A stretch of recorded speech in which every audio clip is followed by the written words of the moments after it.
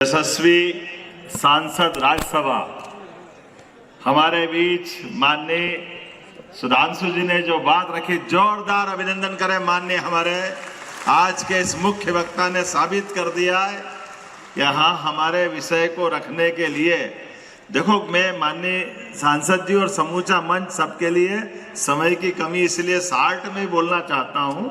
ज़्यादा लंबा नहीं बोलूँगा, 2-4 लाइन में पूरी बात हो जाएगी।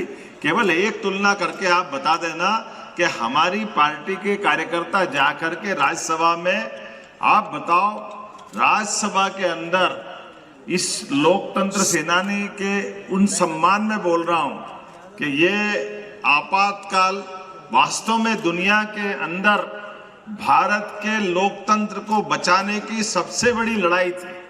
आप आसपास पूरी दुनिया में देखो, दक्षिण एशिया में देखो, कहीं बचा नहीं है। बचा अगर है तो भारत में है। और उसका परिणाम क्या आता है?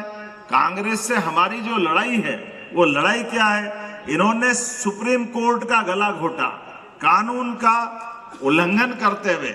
जैसे 72 जो उनका मूल चुनाव था इलाहाबाद हाईकोर्ट का, उस हाईकोर्ट का फैसला आता 12 जून 1975 को, और 13वें दिन ये उस कोर्ट के फैसले का उठाव ना कर देते, 13वीं कर देते और आपातकाल लगा देते 13 दिन के अंदर। और तब की मानसिकता है कि उसके बाद तक भी इंदिरा गांधी जी के माध्यम से जो न्यायालय के मामले में माखौल उड़ाया गया, कानून की धज्जी उड़ाई, 356 धारा लगा कर 90 चुनी हुई सरकारों को एक तरह से अपदस्थ करने का अगर पाप किया है तो कांग्रेस ने किया। और बाद के क्रम में भी उनके ही वंशज, जब 3 तलाक का फैसला इसी इंदौर की धरती पे होता है, तब 3 तलाक के फैसले के मामले में भी न्यायालय को नीचा दिखाने का काम कहीं किया है तो हमारे अपने इसी पार्टी की, इसी वंश परंपरा ने किया। और उसके उल्टे आज का नेतृत्व यशस्वी प्रधानमंत्री के नेतृत्व में हमने उस 3 तलाक के कानून का पालन भी कराया। जोरदार अभिनंदन श्रीमान नरेंद्र मोदी जी के लिए। ये सच्चे अर्थों में लोकतंत्र सेनानी का सम्मान है। और उसके बाद में भी मैंने कहा कि राज्यसभा में भेजने वाले लोग भी कैसे होना चाहिए कि जिनके माध्यम से सुधांशु त्रिवेदी जी आए, जो अपने बीच बात रखे, और इनने राज्यसभा में सांसद बना करके जिनको प्रधानमंत्री बना के भेजा, उनके भी मुंह पे ताला लगा के रखवा दिया। कैसा दुर्भाग्य है, 10 साल तक बोलने ही नहीं दिया हमारे देश के प्रधानमंत्री को। और कानून का उल्टा रूप लाए, जिनने अपनी कैबिनेट के माध्यम से दुनिया की सबसे बड़ी ताकत संपन्न पार्लियामेंट के आधार पे चुने हुए उस कैबिनेट के फैसले को यूपीए के माध्यम से नीचा दिखाते हुए, और जो उसके मेंबर नहीं वो मुंह पे फेंक रहे हैं। इससे बड़ा लोकतंत्र का अपमान क्या होगा? आज याद करो, मनमोहन सिंह के ऊपर जो कागज फेंके गए थे, वो सच्चे अर्थ में लोकतंत्र का अपमान था। तो हमें गर्व है, हमारे सांसद भी कहां जा करके, ऐसा लगता अंतरिक्ष में भी आवाज गूंजेगी। जोरदार अभिनंदन करो वर्तमान के दौर की।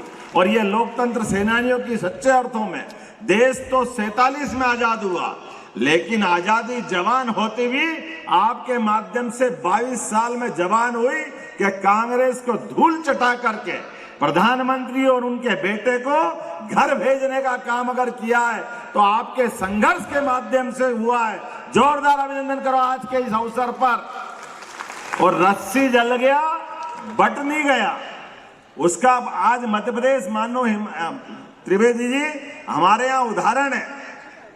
कांग्रेस के लोग आपातकाल के इस धब्बे के कलंक वाले दिन ग्वालियर में धरना दे करके क्या बता रहे हैं? 2 मुद्दे लेके आ रहे हैं कि हमने संविधान की हत्या की।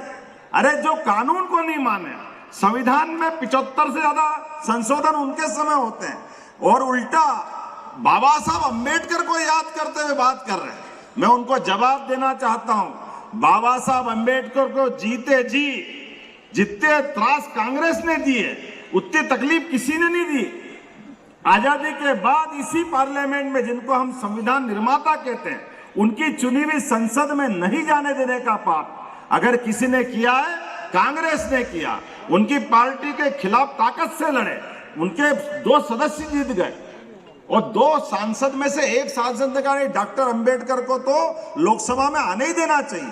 तो उपचुनाव हुआ, उस उपचुनाव में भी ये ही कांग्रेस के तत्कालीन प्रथम प्रधानमंत्री जवाहरलाल नेहरू जाकर के उपचुनाव में, ये भी इतिहास है कि कोई ने उपचुनाव में जाकर के चुनाव के तरह उनके खिलाफ नहीं बोला, लेकिन उनको हरा करके उनको फिर पार्लियामेंट से जाने की छुट्टी करी। उतना ही नहीं, उनका जब शरीर छूट गया 1956 में, उनका देहांत हो गया, तो मरने के बाद भी पाप डॉक्टर अंबेडकर का दाह संस्कार दिल्ली में नहीं होना चाहिए। और तो और जब उनके परिवार वालों ने, बाकी लोगों ने कहा कि कोई बात नहीं, दिल्ली में अंत्येष्टि मत करने दो, तो बंबई ले जाते हैं। तो बंबई ले जाने के लिए जिस विमान में रख करके शरीर बंबई का निर्णय किया है, उसका किराया भी अंबेडकर जी की पत्नी से लिया।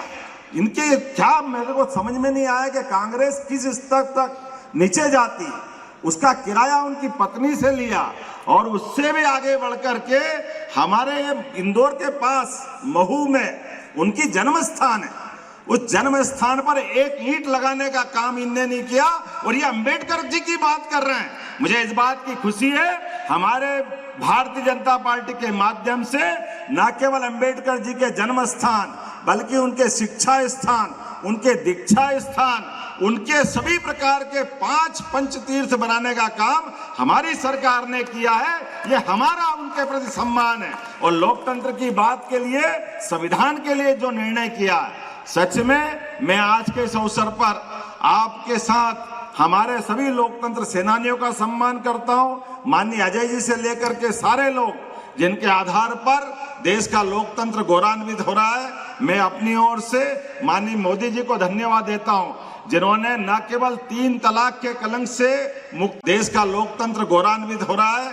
मैं अपनी ओर से माननीय मोदी जी को धन्यवाद देता हूं, जिन्होंने न केवल 3 तलाक के कलंक से मुक्ति दिलाकर सुप्रीम कोर्ट का मान सम्मान बढ़ाया, बल्कि वो अपमान का बदला भी ले लिया।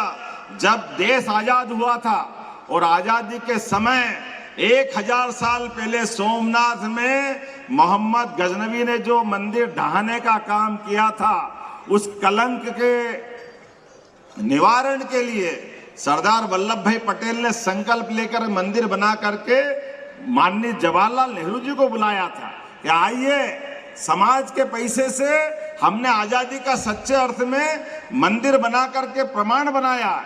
लेकिन कोई बात नहीं, तुम तो तब भी नहीं कर पाए थे, आज भी राम मंदिर के दर्शन आपने नहीं किए। लेकिन हाँ, हम उस पार्टी के लोग हैं, जब प्रधानमंत्री न केवल सुप्रीम कोर्ट के निर्णय का पालन कराते हैं, जोरदार अभिनंदन करें, जय श्री राम, सुप्रीम कोर्ट का निर्णय का पालन कराए, हिंदू मुस्लिम इकट्ठे होकर के पूरे देश में आनंद छाया और न केवल उस भूमि पूजन पे, बल्कि गर्भगृह में प्रवेश कराते हुए भी देश को लोकतंत्र के इस नए स्वर्णिम अध्याय की तरफ ले गए कि पूरे देश के नायक होते हैं, गणतंत्र के पहले अधिकारी हमारे बीच माननीय प्रधानमंत्री जो चुने जाते हैं, जिनने ये हमको मौका दिया कि भगवान श्री राम के जय जयकार में अब दुनिया की ताकत कोई रोक नहीं सकती है। हमें इस बात का आनंद है। मैं आज के इस अवसर पर जब इस तरफ आगे जाता हूं तो अब कांग्रेसी कहते नहीं भैया, श्री राम तो हमारे भी हैं, हम भी राम की बात कहते हैं। अरे भाई, तुमने तो क्या श्री राम करा हमको मालूम है।